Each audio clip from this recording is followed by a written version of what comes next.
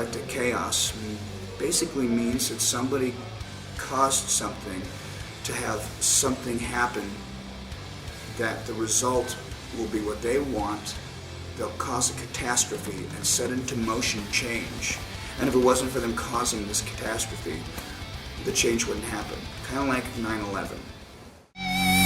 For this, I was chosen. The second song on the record is called This Day We Fight, and I'm sure a lot of you, like myself, were a big fan of the Lord of the Rings trilogy. Oddly enough, Led Zeppelin was really a big fan of Tolkien too, so I love that medieval type netherworld stuff. The song This Day We Fight was something that Aragorn was saying to his troops right before he was ready to engage in battle. It was a battle cry, if you will, and he was saying, you know what, I don't know what's going to happen, but we are not going to die today. We may die tomorrow, but not today, because this day we fight.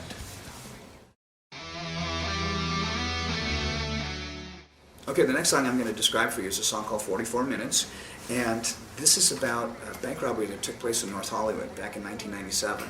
Now, I'd already moved to Arizona, so I wasn't living there anymore at the time, but Nick was still with us at the time, I'm pretty sure, and he was back living in Los Angeles, and he lived near where the bank robbery took place. Now, 44 minutes is the amount of time that the gunmen were able to walk the streets with impunity, with AK-47s, with huge cartridges, with hundreds and hundreds of shells in there, and full body armor. Now, most body armor, guys go and wear that, they'll wear the vest here. These guys were all the way down to the cuff, all the way down to the ankle. They were impervious to damage, and at the very end of the song, it talks about how the gunfight actually climaxed. A member of SWAT had gotten into a car and was racing forward to the truck that the suspect was in. He thought he was going to rescue a fellow officer or a hostage or a victim. So he's in the car with 3 other SWAT guys. They race to the truck. They had no idea they were going for the bad guy. They pull right up, hood to the bad guy. And the guy that I talked to on the phone, Sergeant Stephen, I think his last name is Gomez. He's with the LAPD SWAT department, and he told me he got out of the car and his gun jammed. It had what's called a hang fire, where the shell sticks inside of the cartridge and it wouldn't properly eject from the gun. So his gun was rendered ineffective. Somehow he cleared it, got under the car, and started shooting at the suspect's feet. That's the reference to Achilles' heel, because he shot the guy in his heel and he fell to his knees, and then he kept hitting him until he was pronate on the ground, and they came around the front of the vehicle, and by then he was already dying. 44 minutes, what a heavy song.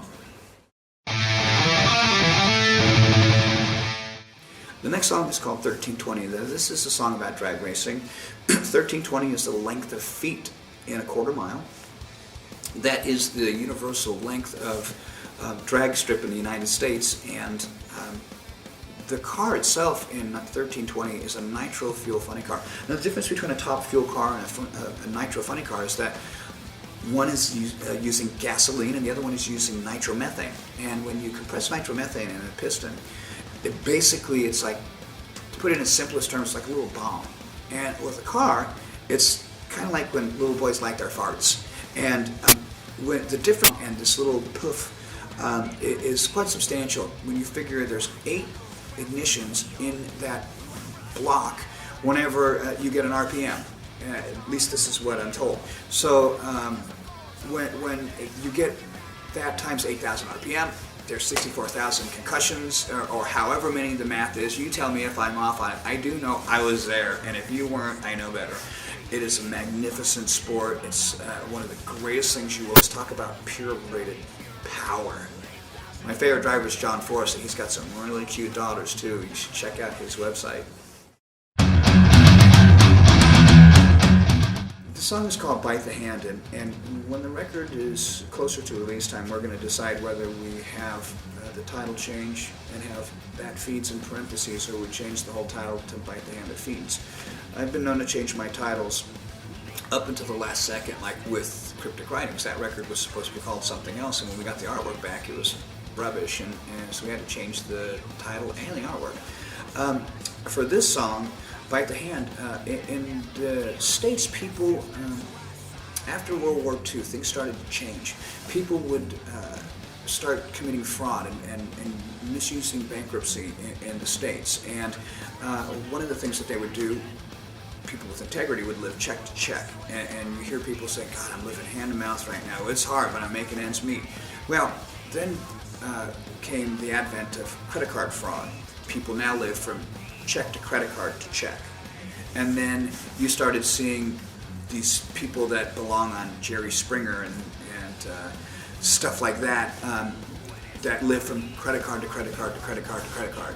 And they've completely abused the system, and they're the ones that are responsible for the economic problems in the system, draining it with credit card fraud. And so this song is about people who are manipulating and misusing the system, and then good guys like me, you know, who will work their butts off no matter what. I will never file for bankruptcy. I think that if I ever got myself in trouble, I'd work it off. I started with nothing. I'm going to end with nothing. You've given me a lot of gifts, and I appreciate that. This song is merely about the economy and what happens if you bite the hand that feeds.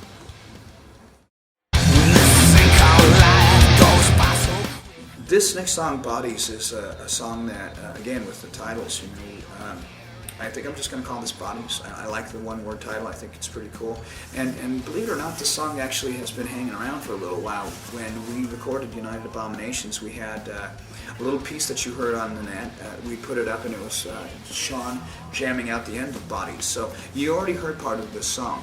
And what the chorus is in the song is, it's entertaining for me because it says, and all along the road, all the bodies left behind may all have been good friends, just not good friends of mine. And you know, it's really interesting when I will be in a concert and someone will show up who's a friend of a friend, or one of the other band guys, one of the crew guys, and they have somebody that they invite there.